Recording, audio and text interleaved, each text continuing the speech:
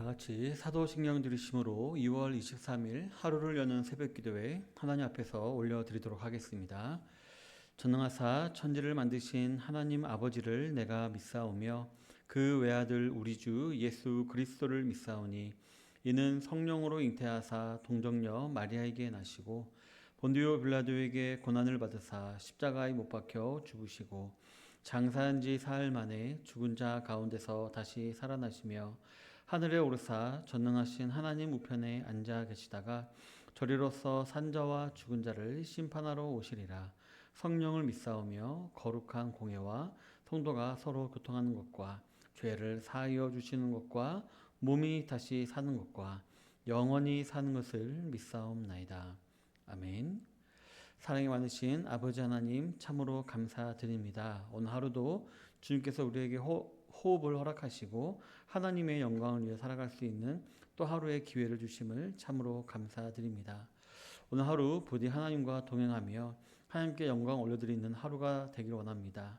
또한 말씀이 우리 삶 가운데 적용되어지고 실천되어지는 삶을 통하여서 하나님이 그 가운데 우리에게 주시고자 하셨던 많은 은혜와 복들을 다 받아 누리는 시간들이 되기를 원합니다. 오늘 하루를 주님께 온전히 의탁드리오니 주님께서 함께하여 주시옵소서. 이 시간 말씀을 듣고자 합니다. 말씀 가운데 은혜와 깨달음을 허락하여 주시옵소서. 모든 기도 사랑이 많으신 예수님 이름으로 기도드립니다. 아멘. 오늘 함께 나눌 말씀은 고린도후서 12장 1절부터 10절까지입니다. 고린도후서 12장 1절부터 10절까지입니다. 함께 읽도록 하겠습니다. 무익하나마 내가 부득불 자랑하노니 주의 환상과 계시를 말하리라. 내가 그리스도 안에 있는 한 사람을 아노니 그가 14년 전에 셋째 하늘에 이끌려 간 자라. 그가 몸 안에 있었는지 몸 밖에 있었는지 나는 모르거니와 하나님은 아시느니라. 내가 이러한 사람을 아노니 그가 몸 안에 있었는지 몸 밖에 있었는지 나는 모르거니와 하나님은 아시느니라. 그가 낙원으로 이끌려가서 말로 표현할 수 없는 말을 들었으니 사람이 가히 이르지 못할 말이로다. 내가 이런 사람을 위하여 자랑하겠으나 달을 위하여는 약한 것들 외에 자랑하지 아니하리라. 내가 만일 자랑하고자 하여도 어리석은 자가 되지 아니할 것은 내가 참말을 함이라. 그러나 누가 나를 보내는 바와 내게 듣는 바에 지나치게 생각할까 두려워하여 그만두노라. 여러 계시를 받은 것이 지극히 크므로 너무 자만하지 않게 하시려고 내 육체에 가시 곧 사탄의 사자를 주셨으니 이는 나를 쳐서 너무 자만하지 않게 하려 하심이라. 이것이 내게서 떠나가게 하기 위하여 내가 3번 주께 간구하였더니 나에게 이르시기를 내 은혜가 내게 족하도다. 이는 내 능력이 약한 데서 온전하여 짐이라 하시니라. 그러므로 도리어 크게 기뻐함으로 나의 여러 약한 것들에 대하여 자랑하리니 이는 그리스도의 능력이 내게 머물게 하려 함이라. 그러므로 내가 그리스도를 위하여 약한 것들과 능력과 궁핍과 박해와 곤고를 기뻐하노니 이는 내가 약한 그때 강함이라.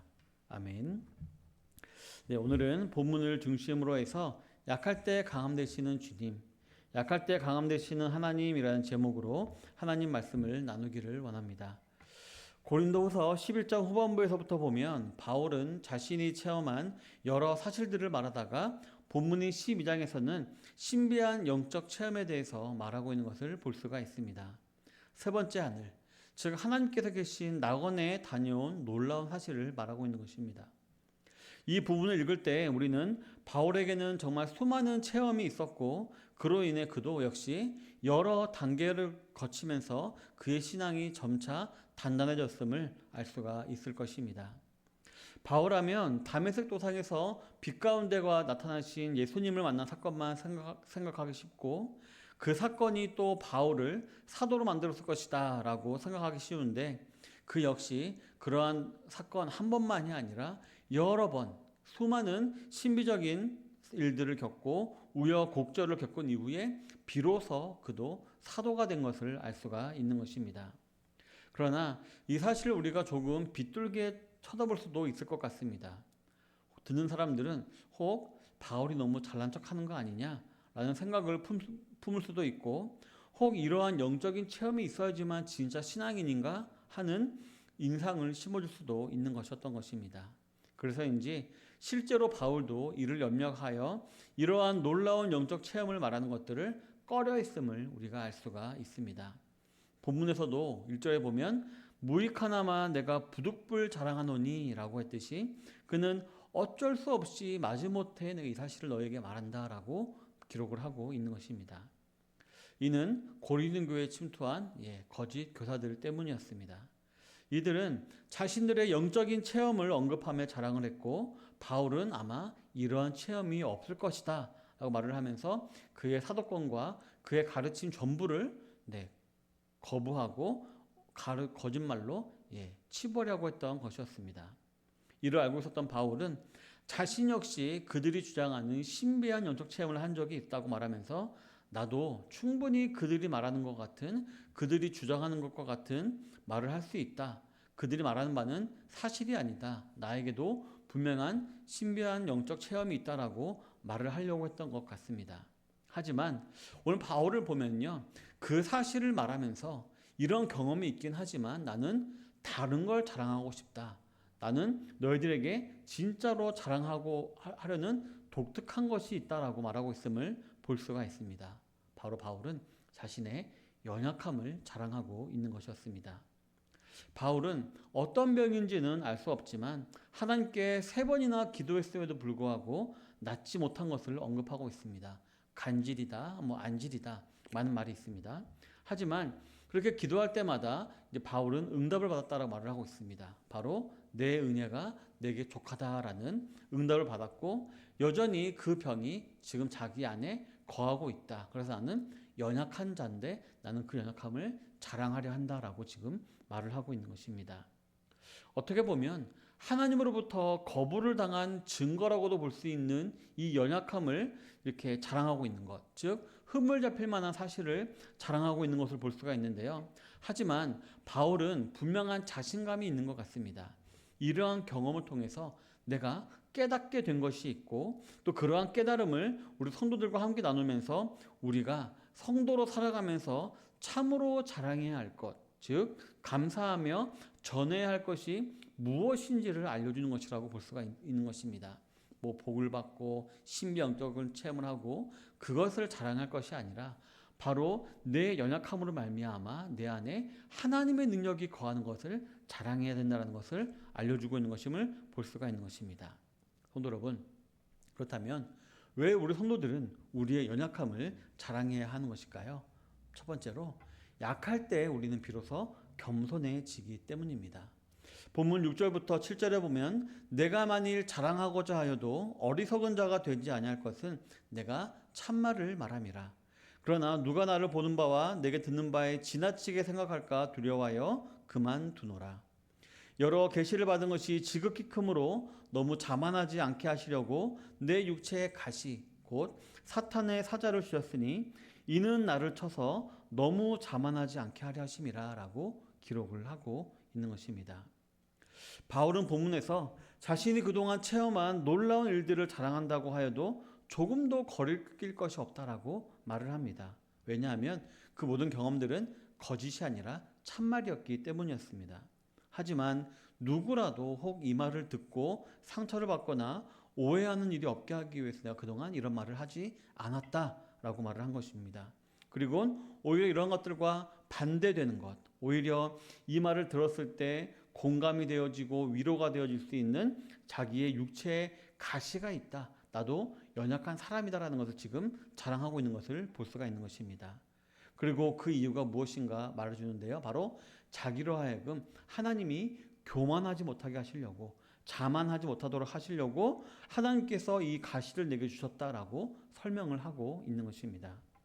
즉 바울은 자신이 겸손할 수 있도록 하나님께서 자신의 육체에 연약을 주셨다는 사실을 지금 자랑하고 있는 것입니다. 성도 여러분, 그렇다면 바울은 왜 이렇게 자신을 겸손하게 하는 가시가 있음을 자랑했던 것일까요? 왜냐하면 바로 이 겸손이야말로 예수 그리스도를 닮아가고자 하는 우리 성도들에게 가장 필요하고 중요한 덕목이었기 때문이었습니다. 잘 아시다시피 예수님께서는 마태복음 11장 29절에서 나는 마음이 온유하고 겸손하니 나의 멍에를 메고 내게 배우라. 그리하면 너희 마음에 쉼을 얻으리니 라고 말씀하셨었습니다. 온유와 함께 겸손은 우리 그리스도인들에게 있어서 가장 필요한 덕목임을 말씀하신 예수님께서는 이러한 것은 자신의 멍에를 메고서라도 배워야 하는 중요한 것이다 라고 말씀하셨었기 때문인 것입니다. 그리고 그럴 때 우리는 마음속에 진정한 평안과 안식을 얻게 될 것이다 라고 말씀하신 것입니다. 그래서인지 바울은 빌립보서와 골로새서 등 자신의 편지에 겸손해야 된다는 것을 거듭해서 권고했던 것이었습니다. 또한 베드로도 이 사실을 강조했죠. 성도 여러분, 시편과 잠언에 보면 공통적으로 겸손할 때에 구원을 비롯한 하나님의 놀라운 은혜가 주어진다는 사실이 자주 기록되어 있는 것을 볼 수가 있습니다. 겸손할 때 구원과 여러 은혜가 임한다는 것이죠. 이러한 은혜의 보고인 겸손을 가능케 하는 것이 바로 우리의 연약함이다라는 것을 기억하며 우리의 연약함을 부끄러워하기보다는 오히려 감사하며 자랑하게 되시는 모든 성도님들이 다 되시기를 바라겠습니다. 두 번째로 우리 성도는 왜 약함을 자랑해야 하는 것일까요? 바로 그리스도의 능력이 머물기 때문입니다. 본문 9절에 보면 나에게 이르시기를 내 은혜가 내게 족하도다. 이는 내 능력이 약한 데서 온전하여짐이라 하신지라. 그러므로 도리어 크게 기뻐함으로 나의 여러 약한 것들에 대하여 자랑하리니 이는 그리스도의 능력이 내게 머물게 하려 함이라 라고 기록을 하고 있습니다.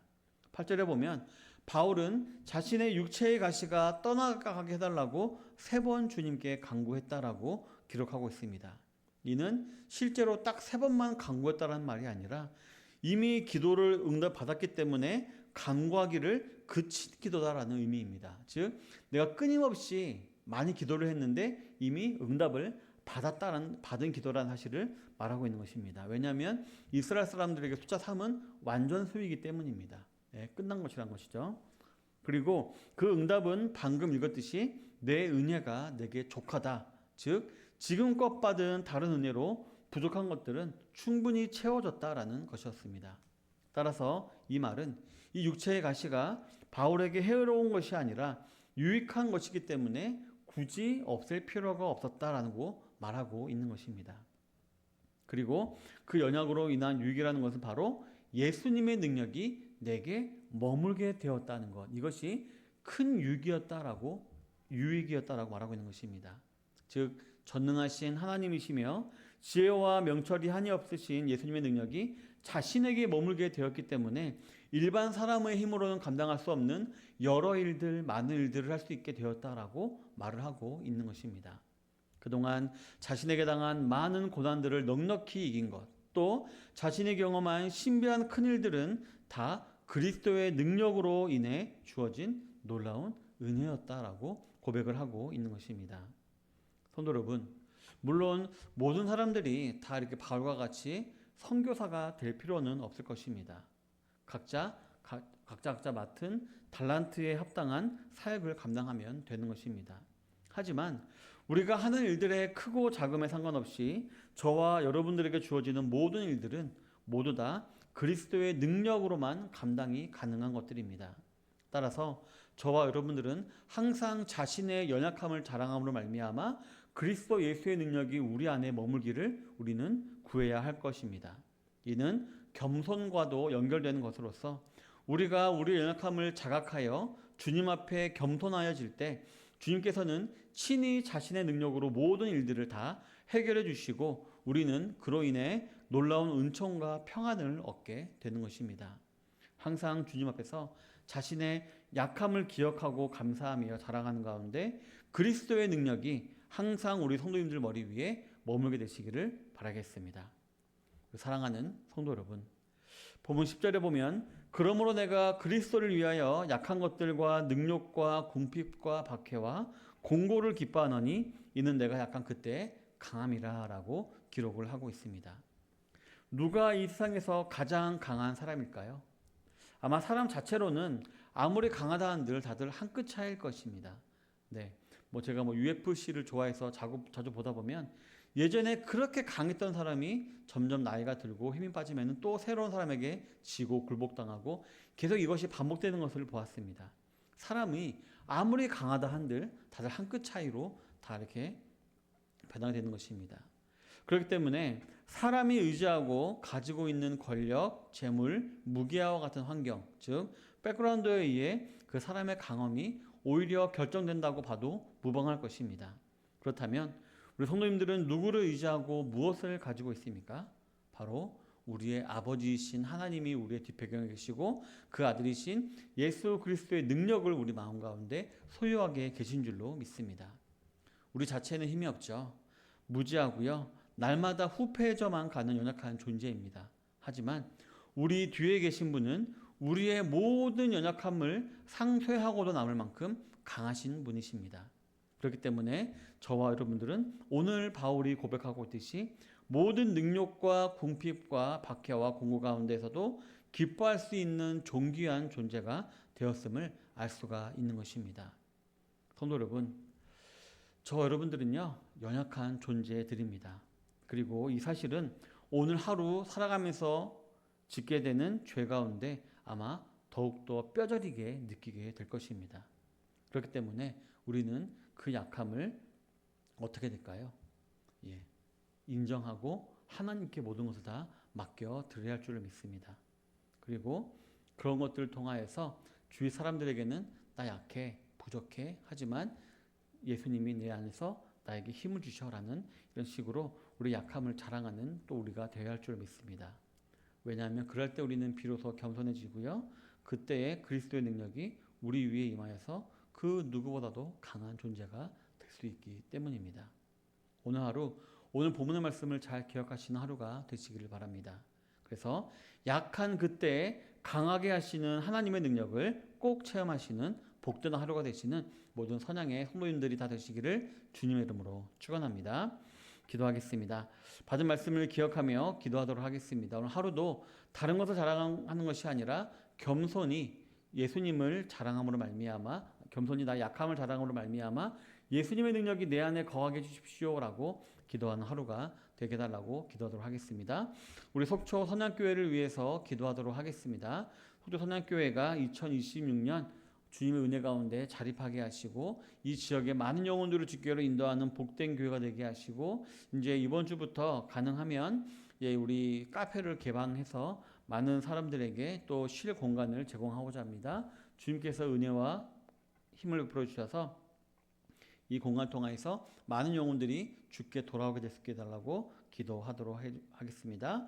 또 우리 개척자들 또 우리 성도님들 위해서 기도하도록 하겠습니다. 사업장과 직장과 가정과 처한 환경에서 오직 하나님의 영광만을 드러내게 되게 해달라고 기도하겠고요. 또 중간자 역할을 잘 감당하고 빛과 소금의 역할을 잘 감당하는 주의 종들 되게 해달라고 다 같이 기도하도록 하겠습니다. 또 저를 위해서 기도해 주시기 바랍니다. 오늘까지 강건하게 하시고 기도의 리더십을 발휘하게 하시고 게으르지 않게 해주십시오라고 다 같이 기도해 주시기 바랍니다. 다 같이 기도하시고 개인 기도 제목까지 하시고 기도하신 후에 예배 마치도록 하겠습니다. 기도하겠습니다.